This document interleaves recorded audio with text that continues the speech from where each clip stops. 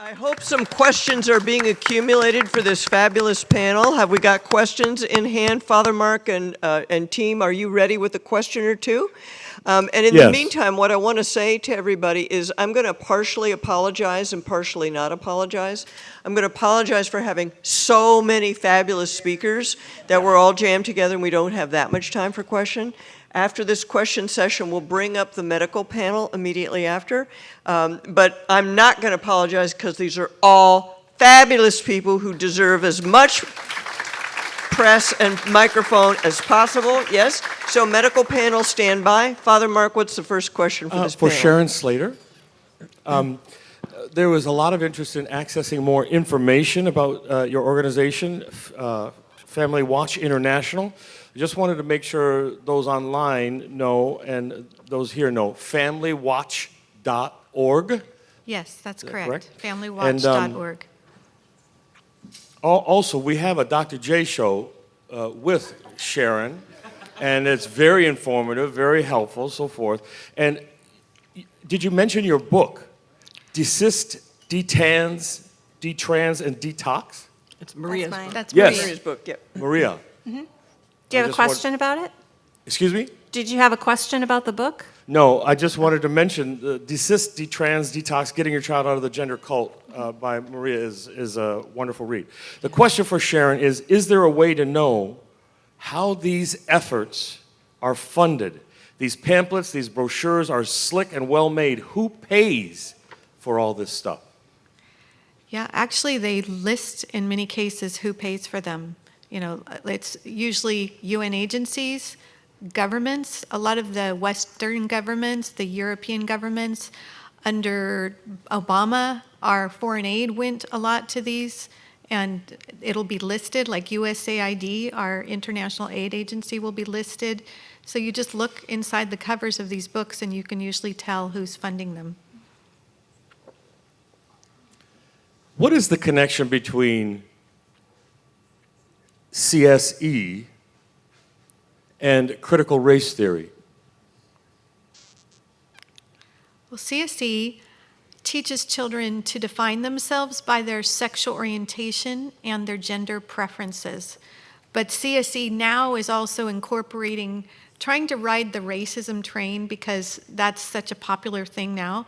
So they're trying to say that, for example, the most marginalized person in the world is a transgender woman of color. You know, so that's a sexual minority who has all these different intersecting things that are putting her, because of her identity, in a position of extreme discrimination. So they tie in the sexual orientation, gender identity, which is a big part of comprehensive sexuality education, add the race thing so that they can try to get the black community into their agenda, add the reproductive justice agenda, the abortion agenda, because they say that the black women or transgenders of color need to now have reproductive technologies. So they just tie it all in and teach it as sex education or sexuality education. IPPF, International Planned Parenthood Federation, is how they are so well funded. If they are targeting children with free services, where do they get the funding to proliferate their dogma so widely?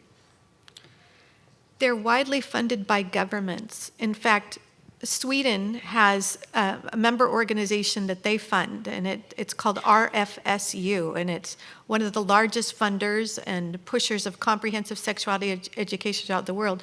The Netherlands has a member association called Rutgers, and their government pours money into that. All these governments pour money into the Planned Parenthood member organization, and that's how they push it into the other countries.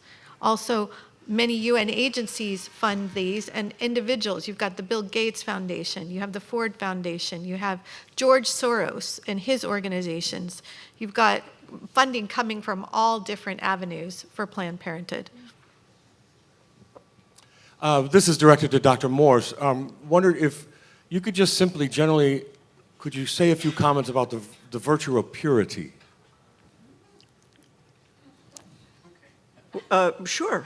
That was one of the questions. Okay, somebody asked this question. Well, so purity has traditionally been treated as a virtue under the heading of temperance. It's an aspect of temperance. In other words, the ability to control oneself and the ability to control one's appetites for various kinds of physical pleasures. But it's deeper than that, because the sexual urge is, in a sense, deeper than, it's more connected to your identity than the desire to eat or to drink. And those type of intemperate behaviors, right? So the attack on purity has been really profound throughout the culture for quite a while. It's widely ridiculed, right? That the idea that a person should be pure it's almost like a joke, or it's out of date or something like that. So, but if you think about what purity really encompasses, it encompasses self-command, which should never be out of date, right? If you're not in command of yourself, you're not in command of yourself. That's never a good thing. It also encompasses the aspect of loyalty, right? If you can't be loyal to the person you're married to, what kind of society rewards disloyalty? What's that about? How can that possibly be good? And so the attack on purity undermines a lot of those other things that, if you really think about them, they're obviously good things that you would want to encourage. The final thing I'm going to say about purity is that I have noticed over the years when we were doing college student programs, that the students who were drawn for our programs were kids who were committed to abstinence and purity and so on. And there was so much less drama in their lives compared with their peers of the same age, that the kids who are out fooling around in their co-ed dorms and taking full advantage of all of that, their lives are kind of a wreck. You know, there's just always drama and problems that they're dealing with. And the students that came to our programs were all like, you know, they had a lot of time and bandwidth for other things besides dealing with the latest crisis. So that's how I would answer that. And one last one. The San Francisco Gay Men's Chorus recently released a video singing that we will convert your children. I don't know who is to comment on this. I don't know if you've heard of this. Anyway, we've all heard of it. Has everybody heard of this video? Has everybody seen this video before it got taken down? Oh, you missed it. You missed it, darling. But I think Milo grabbed it, and it's on Milo's site someplace. Yeah, I'd like to make a comment about that. We can all comment it, but everybody knows what we're talking about. That's the thing. Go ahead, Sharon. Yeah, when I heard that, it just rang in my ear, echoed. In my book, Stand for the Family, which the first version I wrote in 2010, I have a poem called The Gay Revolutionary, and it's even more aggressive. It's very, very similar. That is not something new that's in that lyrics to that song. And if you want, you can look up, I think you can even just Google Gay Revolutionary. Or if you email me at sharon@familywatch.org, I'll send you a link to my book and you can look at it. But this is really an agenda. They're saying that was just satire. They said that poem back then was satire, but it's the agenda. Well, and if I've discovered the gender mapper who has mapped gender is investigating some of the men who are singing on that, and some of them are convicted sex offenders with children. Isn't that nice? Mary, did you want to comment on that? I don't think I have anything to add. I mean, that's the kind of thing that the reason why the kids will then become empowered to do this at schools against their parents' rights. I want to make one comment about this in a general way, that the issue of pedophilia and the sexual revolution, because a lot of people heard that song that these are gay men who want to prey on children, and there's something to that. But there's also something to the idea of converting them mentally. They're after them in both sort of ways. But to the general issue of pedophilia, in my study of this matter, and there are Dr. J shows on this subject, when I interviewed Dr. Carl Trueman and also Dr. Scott Yenner, these guys are guys who study kind of the history of philosophy as it relates to the sexual revolution. If you read these guys like Wilhelm Reich and Alfred Kinsey and these guys who really came up with the great ideas, pedophilia was baked into the sexual revolutionary ideology from the beginning. And here's what I mean by that. I don't think Alfred Kinsey was a pedophile. I don't think he himself was, and I don't think Wilhelm Reich himself was a pedophile. But they had a fantasy ideology about what human sexuality was all about. And in order for that dream to come true, they had to redefine childhood. They had to redefine childhood, not as a place of innocence that needs to be protected, but as a place of already existing sexuality that needs to be explored and encouraged and so on and so forth. In order to say everybody gets to do whatever they want whenever they want to do it, you got to redefine childhood. You got to somehow get the kids as a special category out of the way.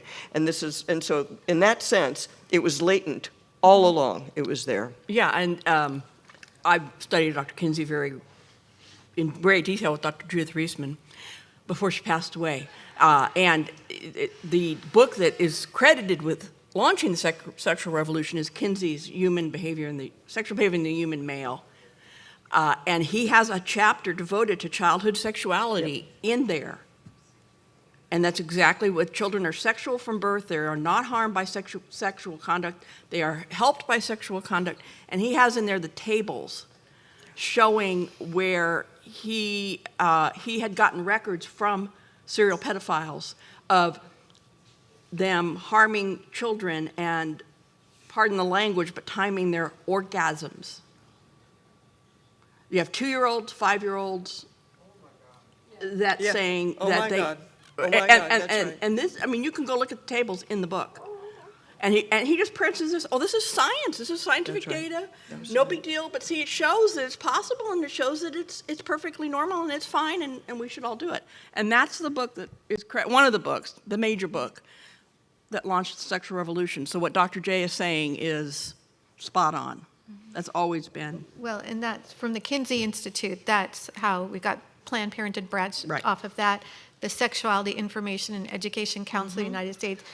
They were created to take all of Kinsey's radical ideas and concepts that people are sexual from birth, that everybody's having all these illicit sexual relationships, that nobody's really pure, and so forth, and then to embed it into the sex education system through SIECUS, the Sexuality Information Education Council Right. of the United States. So they train, either Planned Parenthood or SIECUS are training all the sex educators, or the majority in the United States. Yes. To push that whole philosophy. Children are sexual from birth. They need to be liberated from their parents' values and their religions, which restrict their sexuality, which only by exploring their sexuality, expressing it, having different forms of sexual pleasure, can they really fulfill their personal, like ultimate good and Right. joy and happiness in life. Well, and one of Kinsey's biggest statements was the only reason that children are upset about being molested is because their parents get upset. If mom and dad were cool with it, it'd all be cool. And that is an essential feature for his ideology to go by. And yet in all of the child sex abuse victims that I've ever talked to or heard from, not a single one felt that way. They didn't need to have somebody explain to them that something happened was wrong, that there was something wrong with what had happened to them. Not a single one. Ladies, I'm going to shut this down because we got some docs coming up here. People, please help me thank this wonderful, wonderful group of activist educators.